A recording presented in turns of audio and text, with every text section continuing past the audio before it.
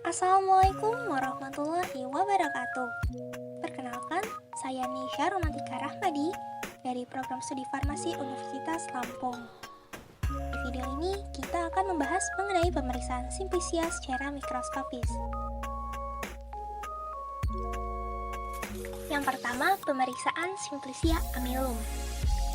Amilum tritisi atau disebut juga sebagai pati gandum memiliki gambaran mikroskopis berupa butir, bentuk cakram besar atau seperti ginjal ukuran 10-45 mikrometer, bentuk bulat telur, terbelah sepanjang poros utama, butir bersegi banyak atau bulatan kecil ukuran 2-10 mikrometer, jarang ditemukan butiran dengan ukuran sedang, hilus dan lamela sukar terlihat.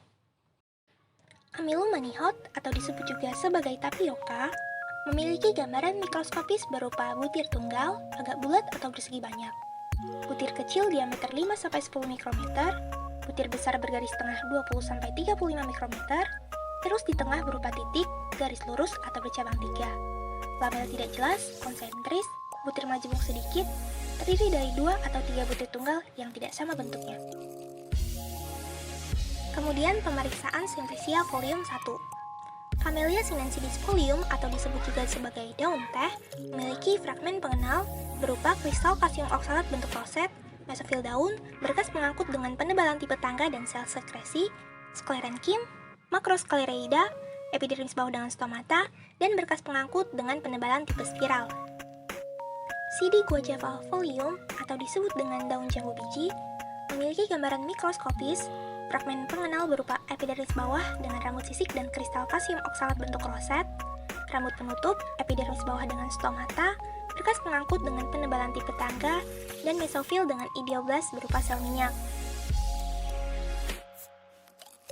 Lalu simplisia folium 2. Sarcophyllus crispifolium atau disebut dengan daun biji guling memiliki gambaran mikroskopis fragmen pengenal berupa sistoid, rambut penutup, epidermis bawah dengan sel litosis dan stomata, berkas pengangkut, dan epidermis atas.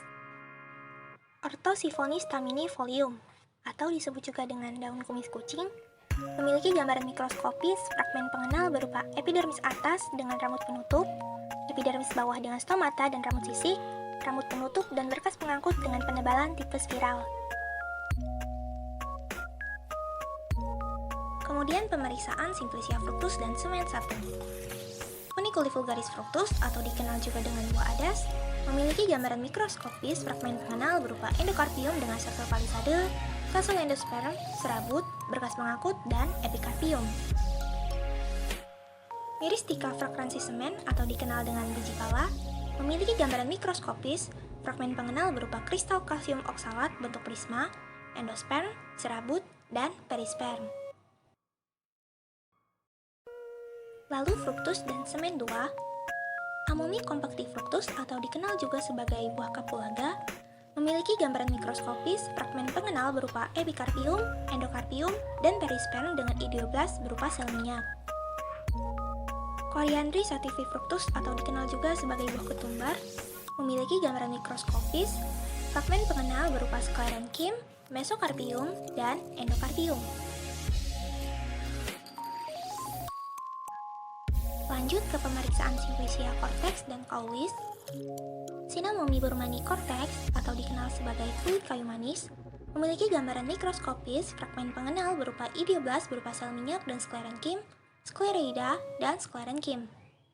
Tinospora crispa caulis atau dikenal juga sebagai batang rotuali memiliki gambaran mikroskopis fragmen pengenal berupa amilum, serabut dengan kristal kalsium oksalat bentuk prisma, jaringan gabus, parenkim cortex, sklerenkim, dan unsur-unsur xilem dengan noktah. Yang terakhir, pemeriksaan simplisia radix dan rhizoma. Zingiberis officinalis rhizoma atau dikenal sebagai timpang jahe memiliki gambaran mikroskopis fragmen pengenal berupa amilum, periderm, jaringan gabus tangensial, berkas pengangkut dengan penebalan tipe tangga, dan serabut.